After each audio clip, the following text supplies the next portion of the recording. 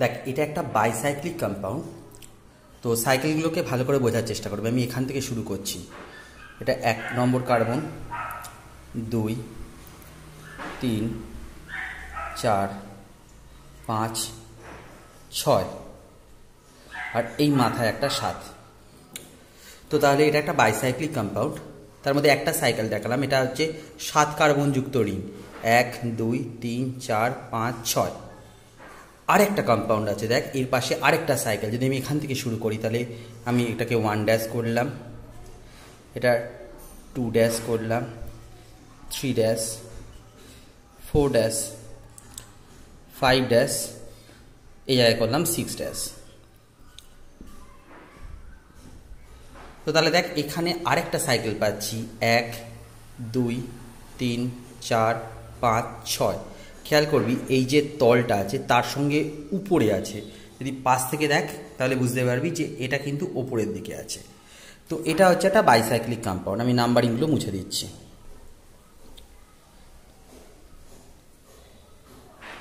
যদি আমরা এখানে এই দুটো অর্থাৎ 1 আর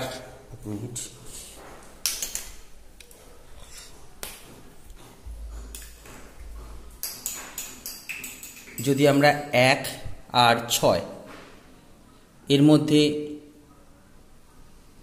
একটা বন্ধন দিয়ে দিই, তাহলে দেখ মোট 3টে রিং হচ্ছে।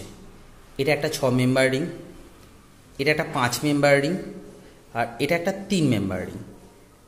তো এদের ক্ষেত্রে নামকরণ কিভাবে করা হয়? আমরা প্রথমেই এই যে দুটো কার্বন যেটা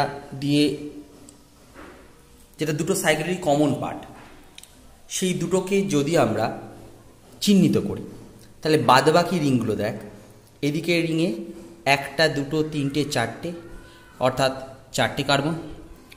যদি এদিকে রিংটা দেখি তাহলে 1, 2, 3, অর্থাৎ এক্ষেত্রে 3টে কার্বন। এই যে বিন্দুগুলো অর্থাৎ যে কার্বনগুলো দুটো রিংয়ের কমন সেগুলোকে কিন্তু আমি গুনছি না, আমি বাদবাকিগুলোকে গুনছি। তাহলে এখানে মাথায় একটা কার্বন, তার জন্য 1। তো তাহলে আমরা কি করলাম, আমি এই জয়েনিংটা মুছে দিচ্ছি। তাহলে এই দুটো কার্বন যেটা দুটো রিংয়ের একটা কমন পার্ট, এই দুটোকে আমি হিসেবে ধরবো না, বাদ বাকি কার্বনগুলোকে ধরবো। এখানে হচ্ছে 4টে কার্বন, আমি 4 লিখেছি। এদিকের রিংয়ে 3টে কার্বন, আমি 3 লিখেছি। আর এই মাথায় একটা কার্বন যেটাকে আমি 1 লিখেছি। এভাবে আমাকে কিন্তু কার্বনগুলোকে চুজ করতে হবে। কমন কার্বন যেগুলো দুটো রিংয়ের কমন পার্ট সেগুলোকে আমরা কিন্তু হিসেবের মধ্যে ধরছি না। সবসময় বড় থেকে ছোট এভাবে সাজাতে হবে, অর্থাৎ বড় রিংটা আগে লিখতে হবে, তারপর ছোট রিংগুলোকে লিখতে হবে। মোট কার্বন দেখ কটা আছে, 1, 2, 3, 4, 5, 6, এখান থেকে এগিয়ে যাই 7, 8, 9, তারপরে মাথারটা নাম্বার দিচ্ছি 10। তো তাহলে মোট এখানে 10টা কার্বন আছে। 10টা কার্বন বলে ডেকেন। এখানে দুটো সাইকেল আছে তাই বাইসাইক্লো, তাই যৌগটার নাম হয়ে গেল বাইসাইক্লো 431 ডেকেন। এখানে 431 তাহলে কিভাবে এলো, এই সাইকেলটা অর্থাৎ এই কমন কার্বন দুটো ছেড়ে দিয়ে এই সাইকেলে 4টে কার্বন আছে, এই সাইকেলে 3টে কার্বন আছে, আর এই মাথারটা যদি আমি এটাকে সাইকেল ধরে নিই তাহলে এখানে একটা কার্বন আছে। তো তার মানে 431।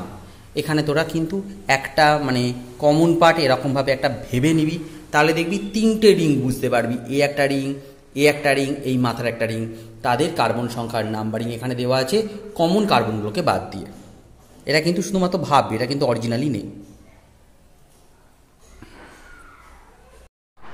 এবার দেখ আমাদের যে যৌগটা ছিল, এখানে দেখ দুটো সাইকেল, এটা একটা সাইকেল, এটা একটা সাইকেল। তাহলে দুটো সাইকেল থাকা এটা বাইসাইক্লো। তো এই দুটো হচ্ছে কমন কার্বন, তাহলে এগুলোকে ধরবো না। এদিকে তাহলে একটা কার্বন আছে এই রিংটাতে, তাহলে সেটার জন্য 1। এই রিংটাতে একটা কার্বন আছে এইটা, তার জন্য এই 1।